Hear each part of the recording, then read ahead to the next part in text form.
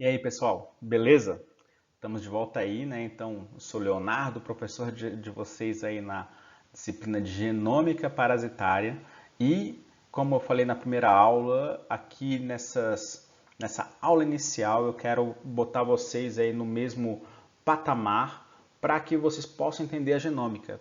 E para isso a gente precisa entender a parte básica de genética. Então aqui está sendo uma aula bem rápida assim de genética, bastante. Na aula 1 foi, né, assim, papum ali, explicar algumas coisas. A parte mais importante da aula 1 que eu quero que vocês fiquem lá é a replicação do DNA, tá? E agora na aula 2 nós vamos continuar aqui, né, na parte 2, nós vamos continuar. Agora eu vou falar de mutações no DNA e mutações cromossômicas. E isso influencia, né, como tudo que eu botei nessas duas aulas, as nossas escolhas na hora de fazer projetos genomas, na hora das perguntas que a gente tem, na hora que a gente observa um genoma, o que a gente pode procurar para estudar a evolução de genoma, estudar proteínas, evolução de proteínas. Ok? Então vamos lá, mutações no DNA e mutações cromossômicas. Então, vou falar primeiro das alterações cromossômicas. Tá? As alterações cromossômicas elas podem ser de dois tipos: as alterações estruturais e as alterações numéricas. As alterações estruturais é quando há uma, como o próprio nome diz, né, a estrutura do cromossomo em si é afetado. Uma parte dele pode ser apagada, destruída, ele pode ser quebrado e invertido, né? Então a ordem dos genes ali fica invertido, ele pode ser duplicado, então tem várias alterações estruturais que o cromossomo pode sofrer ali, tá? E já as alterações numéricas, né, é quando você tem normalmente um cromossomo para uma região, nós temos um cromossomo para uma região, não, esse é o nome errado, né? Um cromossomo, tá? Nós somos diploides, cada cromossomo tem um homólogo, mas então é um cromossomo ali, né, que a gente tem, e esse cromossomo sofre uma alteração, você vai ter 2, 3 cromossomos. E quando você tiver os homólogos, você pode ter 2, 3 homólogos também. Tá? Então isso modifica a ploidia. Tem vários organismos que são poliploides. E isso tem um grande impacto na hora de fazer um projeto de genoma. Por exemplo, cana-de-açúcar. Né? Nos poliploides, os vegetais são mais comuns. Tá? Mas daí eu vou dar um exemplo aqui de cana-de-açúcar. O projeto de genoma de cana-de-açúcar, eles apanharam muito nesse projeto de genoma, porque é um organismo poliploide, tá? E isso afeta demais na hora de fazer o sequenciamento, na hora de fazer a montagem. Milho é a mesma coisa, o arroz é a mesma coisa, tá? São problemas. No que tange a parasitologia, nós não temos organismos poliploides de forma assim comum, não. Praticamente todos os organismos que nós trabalhamos na parasitologia são diploides, tá? Então isso facilita bastante os nossos estudos. Então a primeira coisa que a gente tem que falar é sobre a conservação genética dos cromossomos. Isso aqui está diretamente relacionado à evolução. Então os cromossomos, se a gente pegar os meus cromossomos, os seus cromossomos, eles são obviamente conservados no sentido de que os genes que tem no meu cromossomo 1 são os mesmos genes que você tem no seu cromossomo 1. E quando eu vou para espécies mais distantes, e agora vamos pegar aí o chimpanzé, o bonobo, o gorila, também essa estrutura, esse arranjo é praticamente bastante conservado. Os genes que nós temos estão na mesma ordem, nos mesmos cromossomos. Tá? Isso faz com que a gente possa desenhar mapas cromossômicos. E ao longo, conforme a gente vai indo para espécies mais distantes, ou seja, vai olhando para o passado, você consegue identificar onde foram as alterações. Quais são os genes que surgiram nesse período? Quais são os genes que se apagaram nesse período? Quais são as alterações cromossômicas que nós vimos que tipo, houve uma inversão, uma troca na ordem dos genes, ou os genes mudaram de um cromossomo para o outro? Tá? Então, os mapas cromossômicos são importantes para isso. E, por exemplo, né, aqui eu vou dar um exemplo de duas espécies. Né? Nós temos aqui a espécie A, e daí, às vezes, no cariótipo, né, a espécie A, nós temos aqui o cromossomo 2 lá da espécie A. E na espécie B, nós temos um cromossomo que é o cromossomo 4. Então, os números eles não têm nada a ver. O cromossomo 2 de uma espécie não necessariamente é igual ao cromossomo 2 de uma outra espécie.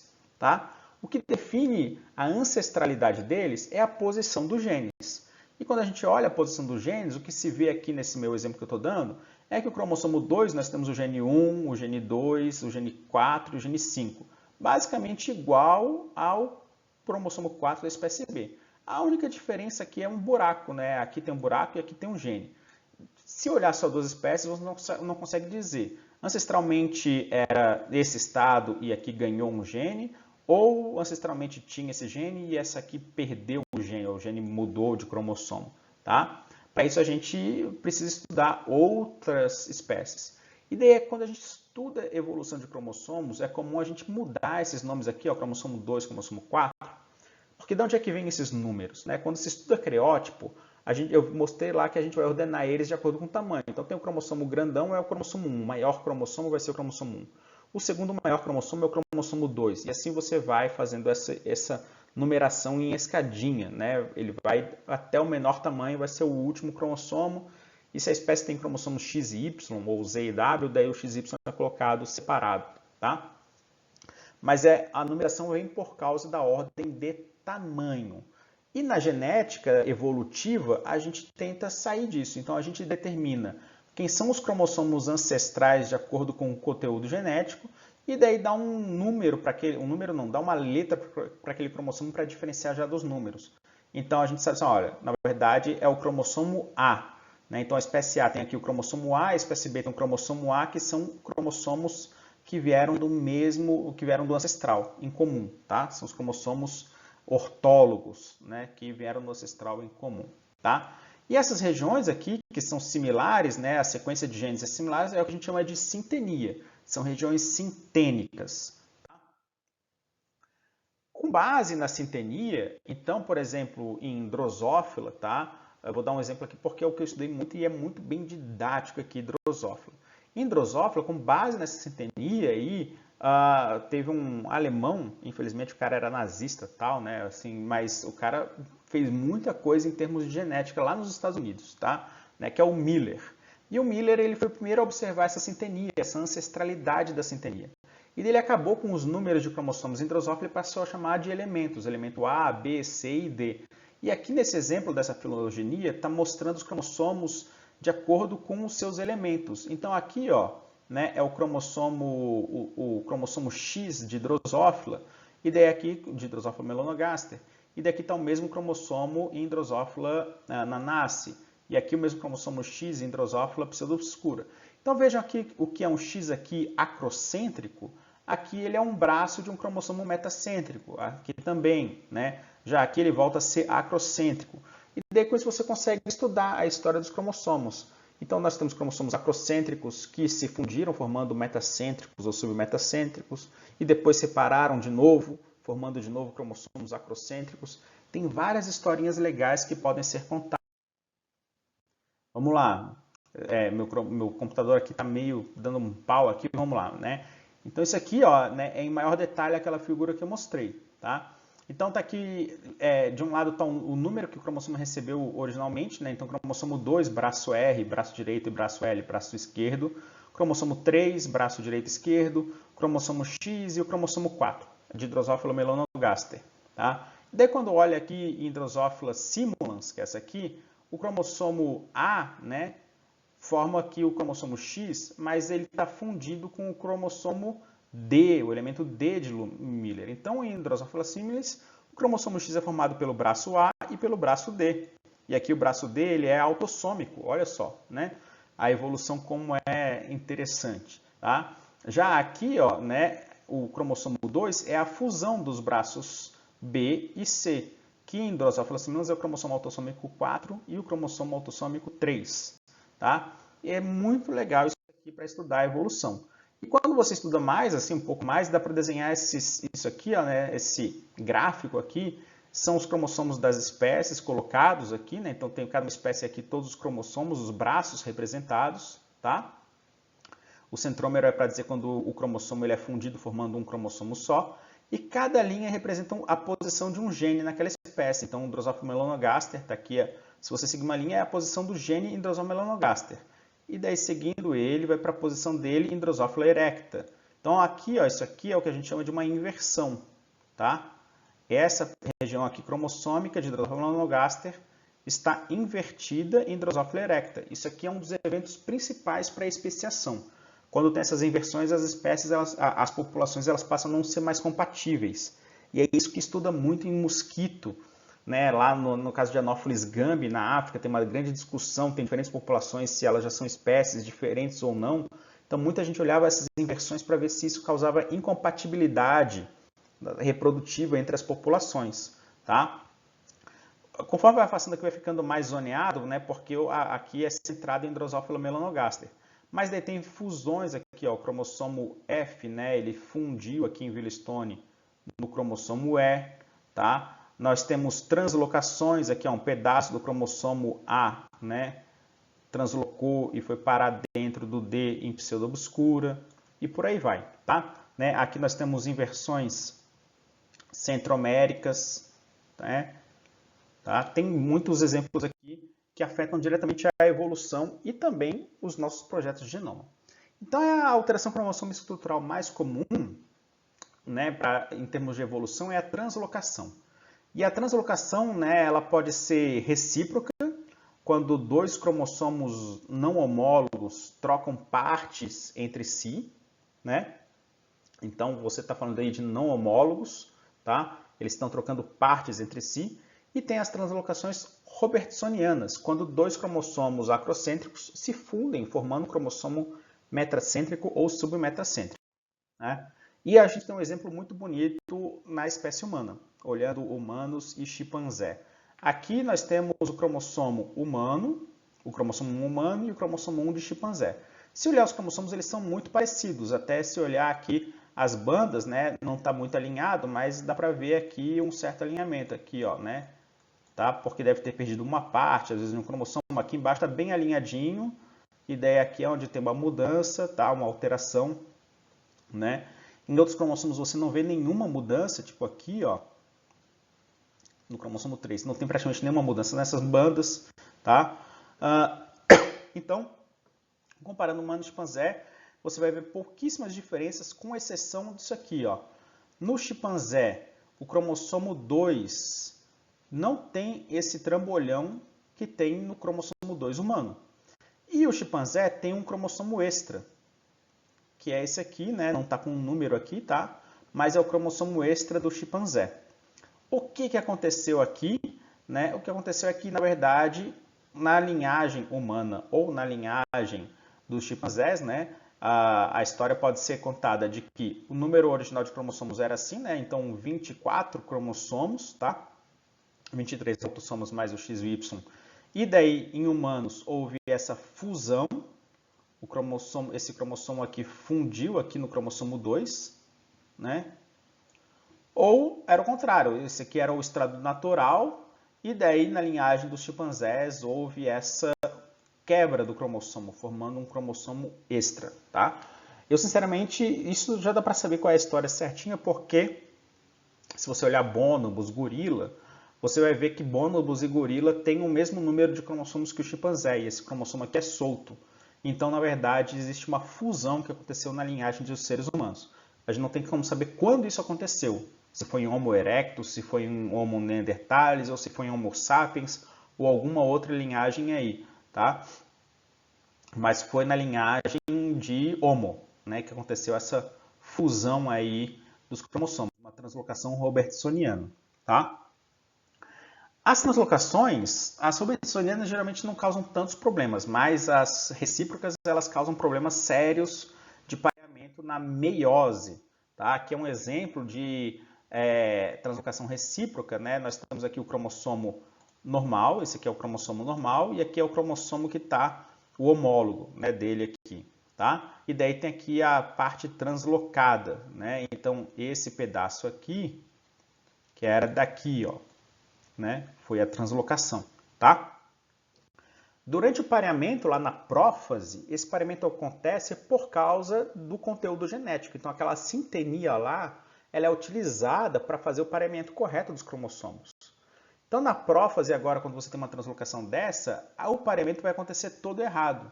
Porque agora vai ter o que a gente chama de uma interferência, né? Então, os homólogos eles não vão poder parear direitinho, porque vai vir aqui agora outros cromossomos. Então, esse aqui iria parear com o homólogo dele, mas o homólogo dele está em dois pedaços aqui, ó, né? E também o cromossomo 1 aqui ia parear com o homólogo dele, mas o homólogo dele está em dois pedaços. E na hora que vai ter a separação, né, a primeira anáfase da meiose, isso aqui vai ser puxado para um lado, isso aqui vai ser puxado para o outro, isso aqui vai ser puxado para um lado, isso aqui vai ser puxado para o outro, e vai formar uma bagunça geral, tá? Vai formar uma bagunça geral nos gametas. Vai ficar faltando o gene para os gametas, formando gametas com ploidias diferentes, com mutações sérias, tá? Geralmente aquilo ali causa a morte dos fetos. A segundo tipo de mutação cromossômica é a deleção. Tá? A deleção é quando então o cromossomo perde um pedaço dele. E é importante aqui vocês lembrarem disso aqui para quando a gente fazer a aula de mutações, né, de genômica funcional, o uso de ferramentas como a CRISPR-Cas9 que faz nocaute. Então ele trabalha fazendo deleção cromossômica. O nocaute é uma deleção cromossômica para a gente estudar a função de genes. A deleção terminal ela é quando remove uma das pontas do cromossomo. Intersticial é quando removem um pedaço interno do cromossomo. Às vezes daí tem muitos genes aí colocados. A intragênica é quando remove apenas um pedaço ou um gene apenas. E a deleção multigênica remove vários genes. Tá? A deleção, o problema é que elas são irreversíveis. Você perdeu a informação, não tem mais como recuperar isso. Tá? A deleção intragênica, dependendo do gene que você deleta, não tem problemas, assim, não tem um problema grande. O albinismo é uma deleção intragênica. E a deleção multigênica, você vai perder muitos genes. Qual é o problema? É quando você estiver em homozigose, ou seja, você tem dois cromossomos deletados no mesmo organismo. Como os dois estão deletados, você não tem informação nenhuma. Quando tem um cromossomo normal, você vai ter os genes ali com a informação para fazer a célula funcionar. Mas se tiver duas deleções, a célula não funciona. Tá? E a deleção a gente consegue ver lá nos cariótipos, porque a deleção, aqui daí está um exemplo, né? Está aqui um cromossomo normal, que tem aqui a região C e D. Né? E tem aqui o cromossomo deletado, que não tem essa região C e D. Quando a gente vai no cariótipo, essa região aqui que tem o DNA normal, ele vai formar uma alça, porque no pareamento, na prófase, os cromossomos vão parear pela sintenia, mas não tem essa informação aqui, então você tem uma formação de uma alça, né? Uma alça de deleção. A duplicação. A duplicação é a forma normal como surgem novos genes. Tá? Então, quando a gente faz a genômica, a gente vai ter vários genes duplicados e isso pode trazer algumas dificuldades, porque às vezes a duplicação se é muito recente, você tem genes que são muito similares e fica difícil de distinguir se é uma duplicação, se não é uma duplicação, o que é aquilo ali. Né? Então, a duplicação, elas podem ser quando o DNA duplica, né? E daí ela pode ser em tandem, ou seja, você tem aqui ó, BC, BC. E daí você vai formando essa duplicação. Aquele DNA satélite que eu falei, AT, AT, AT, AT, aquela surge por duplicação. Tá? E tem a duplicação em reverso, que é quando você tem BC e você faz uma duplicação em reverso. Tá? Isso afeta quase nada em termos de para o organismo. Tá? As duplicações raramente vão ser deletérias e elas também às vezes formam alças durante nos cariótipos. Né? É possível ver às vezes por alça. E a duplicação, o que vai acontecer é que ela pode interferir um pouquinho na hora de fazer o crossing over. Tá? Por quê? O crossing over, né, tem lá o pareamento dos cromossomos pela sequência. Só que às vezes esse pareamento ele pode ser fazer o que a gente chama de um slip. Né? Então, ao invés de ser pareamento lado a lado, ele faz assim. Ó, tá? E esse aqui é um exemplo. Então, você tem aqui A, B, C, está pareando com a segunda duplicação do outro cromossomo. Na hora que você tem um crossing over, você pode fazer com que o cromossomo aumente as duplicações. Então, está aqui a BC, BC, BC, surgiu uma terceira duplicação, e o outro perdeu aquela duplicação. Tá? Isso é super comum. Então, esse DNA satélite isso acontece muito. E essa informação daí é utilizada muito hoje para a pesquisa de paternidade, tá? Porque como ela é uma coisa com uma certa frequência, é raro assim que indivíduos, mesmo que sejam assim primos de terceiro grau, tenham o mesmo número de duplicações. Eu tenho o mesmo número de duplicações do meu pai. Meu pai provavelmente tem do meu avô. Daí vai ser umas 3 ou 4 gerações que vão ter número de duplicações iguais, tá? A partir daí já começa a diferenciar. Então, é algo bastante informativo para teste de paternidade. Falando aqui, mais uma mutação cromossômica são as inversões, que eu estava falando lá em cima, né, na drosófila, dando exemplo, que tem as inversões que a gente consegue ver e são um ponto crucial na especiação. Inversão é um dos processos de especiação mais bem estudados. Tá? A inversão é quando o DNA quebra em um ponto e na hora da célula fazer o reparo, as quebras são normais e a célula geralmente faz um reparo normal. Tá? Mas às vezes, na hora de fazer o reparo, ela repara isso invertidamente. Tá? Então a sequência que era A, B, C, D, E, F ficou A, B, C, F, E, D. Por que a duplicação vai causar um problema de incompatibilidade de indivíduos? É porque agora, tá, se você tem um indivíduo que teve uma inversão e esse indivíduo cruza com um indivíduo que não teve a inversão, ou seja, uma outra população, isso vai gerar um problema na hora de fazer desse novo indivíduo fazer gametas. Então o híbrido ele normalmente vai ser estéril por causa da inversão. Já vou dar aqui o exemplo. As inversões elas podem ser paracêntricas, quando a inversão acontece fora do centrômero, ou pericêntrica, quando acontece dentro do centrômero. Tá? O problema da inversão é isso, é que os híbridos, os indivíduos que têm inversão, cruzam com o indivíduo que não tem inversão, vai ter um filho híbrido, ele tem um cromossomo invertido e um cromossomo não invertido. Esse híbrido ele é estéril, tá? Ele é estéril porque durante a formação dos gametas, por causa da inversão, vai haver um pareamento todo errado aqui, né? Que causa um crossing over completamente desigual. O que é isso aqui? Ó, né? Então, nós temos aqui o cromossomo normal, tá? Que é esse aqui representado em roxo. Ok? E nós temos aqui o cromossomo invertido, que é esse aqui representado em verde. Tá? Daí veja que o cromossomo normal tem os genes A, B, C, D, E, F, G, H, I e J. E o cromossomo que está invertido tem os genes A, B, C, D, e daí ele vai aqui, ele está fazendo aqui um looping, né? Porque aqui já está mostrando o cruzamento, tá? Mas aqui em cima, né? A, B, C, daí depois vem G, F, E, H e J, tá? Para que esses cromossomos pareiem na prófase, ele tem que fazer esse looping aqui. E agora, quando houver a recombinação, você vai ter um caos aqui, que você vai recombinar uma região invertida com uma região não invertida, criando cromossomos, um cromossomo normal, que é o que não recombinou, mas os outros cromossomos, outro cromossomo normal aqui que não recombinou, mas os outros cromossomos vão ter defeitos, né? Um aqui vai ter cópias dos genes invertidas, o outro vai faltar genes, tá? Um vai ser dicêntrico, tem 2 centrômeros, o outro é acêntrico. Então, os indivíduos que carregam essas inversões, os híbridos deles, geralmente vão ser inférteis. E isso faz com que o isolamento populacional seja cada vez maior. Tá? Por isso que a inversão é muito estudada em especiação. Agora eu vou falar de mutações específicas. Aí eu falei de mutações cromossômicas, né? Agora mutações específicas, né? De troca de nucleotídeo, tá?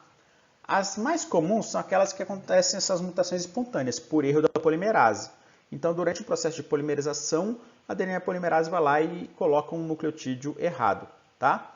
A taxa de erro da polimerase ela é bem pequena, tá? É de 1 a cada 10 na 8, ou seja, é 100 mil, né?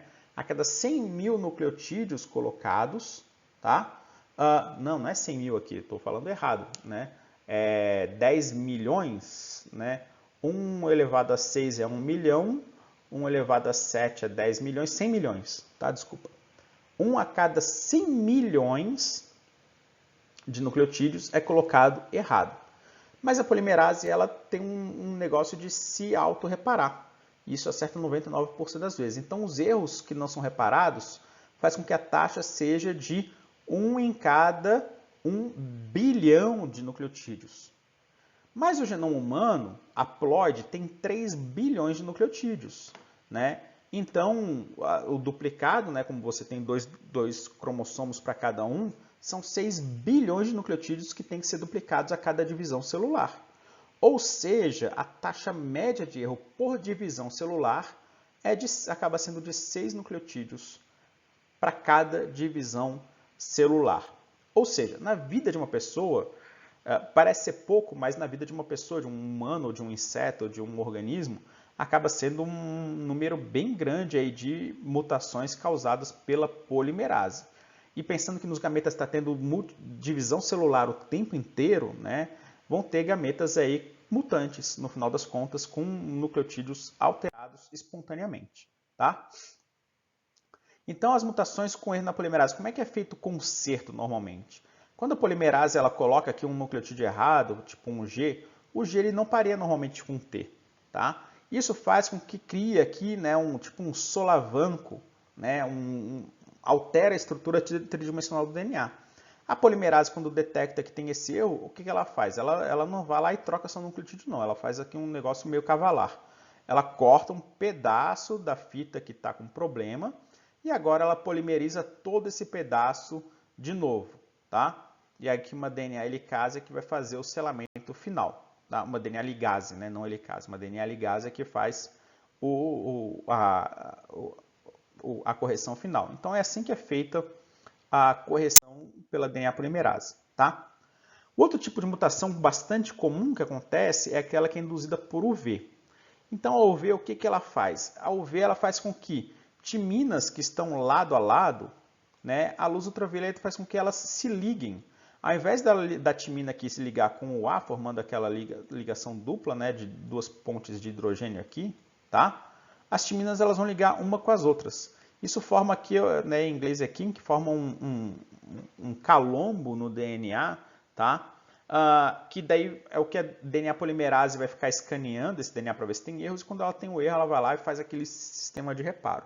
Mas em alguns casos, né, isso aqui é tão forte que a DNA polimerase, na hora de reparar, ela corta isso aqui e corta isso aqui em casos graves, em que tem muitas dessas ligações uma unida à outra. Tá? Então ela corta as duas fitas. Quando ela corta as duas fitas, ela fica sem um molde para saber o que colocar no local. Se ela fica sem um molde, ela coloca aqui qualquer coisa. Tá? Né? E quando ela coloca qualquer coisa, agora você tem uma mutação grave. Né? Pode ser uma deleção, pode acabar causando um gene não funcionar mais, ou funcionar de um jeito alterado. Tá? Então a mutação induzida por UV é feita desse jeito aqui. A mutação induzida por raio-x, ela é diferente. Né? O raio-x, né, e raios gama e coisa assim, o que ela faz de mutação na gente? Ela vai quebrar o DNA. Tá? Quando quebra assim, quando o raio-x é pequena coisa e quebra só uma fita, ela quebra bem aqui a ligação, né, no carbono 3' tá? Né? Então, quando quebra só uma fita, a DNA polimerase, a DNA ligase, vem lá e repara isso aqui. Mas dano por raio-x, geralmente, ele é muito cavalar, tá? Então, dano por raio-x, ele quebra o DNA aqui, quebra o DNA aqui, quebra o DNA lá, quebra o DNA em vários pedaços, as duas fitas. Isso faz com que na hora de fazer o reparo você tenha inversões, às vezes pode ter translocações e às vezes você pode ter deleções completas. Tá? E foi muito estudado, o raio-x foi muito utilizado em drosófilas, né, para estudar a função de genes. Eles faziam essas quebras, eles davam doses cavalares de raio-x. As moscas que sobreviviam apareciam mutações que alteravam a cor do olho, alteravam a forma de asa, alteravam a forma de perna, nascia duas cabeças e tal. Depois eles iam olhar lá no cariótipo aonde que estava o dano no DNA e ali eles iam, opa, aqui está o gene que causa isso. Também faziam cruzamentos de Mendel e tal, né? Então aqui está o gene que causa esse problema. Então esse gene aqui, daí eles davam o nome. É o gene que dá a cor vermelha, é o vermilion. É o gene que faz isso, é outra coisa. Então é aí que eles davam os nomes, tá? E por fim, gente, para falar aqui das último tipo de mutações, né, são as mutações induzidas por químicos. Por exemplo, agrotóxicos é mais ou menos assim que funciona, tá? O tabagismo, né, então os químicos que tem no cigarro também funcionam desse jeito aqui, são geralmente agentes que são intercalantes de DNA ou análogos a nucleotídeos. Os intercalantes de DNA, o que eles fazem? Eles entram na célula, vão até um núcleo e lá eles se ligam no DNA fazendo essa estrutura aqui, ó, né? Ligando aqui no DNA, tá? Isso aqui, quando tem a replicação, vai causar problema na replicação, porque agora tem um buraco aqui que vai ser quebrado e vai ser inserido alguma informação, tá? Ou então a polimerase vai ter que cortar isso aqui fora para refazer isso aqui, geralmente isso vai causar uma deleção. Então pode ter uma inserção aqui de informação ou uma deleção da informação, o que causa geralmente um problema de, se for no meio de um gene, o gene deixa de ser funcional. Nos análogos, então, nós temos químicos que são muito similares a nucleotídeos, né? Como a aminopurina, que é similar à adenina, ou a silguanosina, que é similar à guanina, tá? E daí, esses análogos aqui, durante a polimerização do DNA, se esses análogos estiverem presentes no meio, lá no núcleo, a DNA polimerase pode colocar eles no lugar do nucleotídeo normal, no lugar da adenina, por exemplo, aqui, tá? E ele vai funcionar durante um tempo ali, ele vai formar as pontes de hidrogênio, só que geralmente essas pontes de hidrogênio têm características que são mais fracas ou mais fortes e que vão afetar o funcionamento do DNA e vai acabar levando a uma deleção. A DNA polimerase vai acabar tendo que reparar esse nucleotídeo que foi inserido e isso depois pode levar a uma deleção, o que causa um mau funcionamento do gene. Tá? Sem falar que isso aqui, a RNA polimerase, ela não consegue polimerizar um RNA a partir desses análogos, geralmente, causando um problema de transcrição também.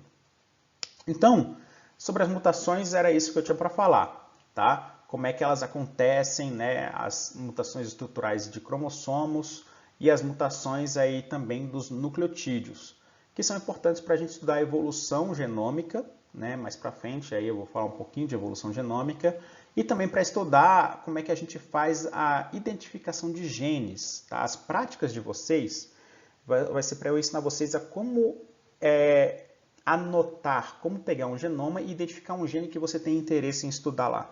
E saber que o gene que você está identificando é o gene correto. As práticas vão ser feitas para isso. Só que quando a gente está trabalhando com uma espécie que não é um modelo, né, exatamente, a gente tem que fazer isso com base num gene de um modelo. E de uma espécie para outra você tem mutações, porque evoluiu, passou o tempo, tem muitas mutações. Então entender, não é entender como é que ela funciona, mas entender que tem as mutações ali e que dependendo do organismo que você está trabalhando tem mais mutações ou tem menos mutações, que pode ter mutações estruturais. Se você trabalha, olha, eu estou trabalhando com populações, mas elas não cruzam mais no laboratório, então você espera inversões. Tudo isso é importante na hora de você estudar o seu organismo, né? Ou até mesmo assim, você não sabe de nada disso, né? E quando você sequencia o DNA, você começa a olhar assim, olha que legal, tem uma inversão cromossômica aqui, ninguém nunca tinha visto isso. Poxa, que legal, olha só, tem muito mais mutações nesse gene do que o normal. O que está acontecendo aqui, né? Normal assim comparado com as outras populações, os outros indivíduos, né? O que está acontecendo aqui? Então, entender esses processos é importante para vocês, no futuro, ao fazer um projeto genoma, ao estudar um genoma, ajudar a extrair sentido daquilo, tá? Então, extrair sentido do que vocês estão olhando. Não ver apenas letras ali, A, T, C, G, né? Mas olhar aquilo e assim, olha, isso aqui faz muito sentido. A minha espécie viver nesse ambiente, né? Ou a minha espécie agora que eu estou trabalhando aqui, ela já não cruzar mais com os outros, né? Os híbridos não serem férteis. Faz muito sentido isso que eu estou vendo aqui. Então essa que é a parte legal, tá, gente? A aula de hoje, então, é isso, né? Terminamos aqui a segunda parte e veremos em breve aí na próxima parte. E, gente, vocês sabem, qualquer dúvida, me escrevam, tirem as dúvidas. A gente pode marcar as aulas síncronas, tá? Que eu estou aqui para atendê-los e para ensiná-los. Beleza? É isso aí e até mais.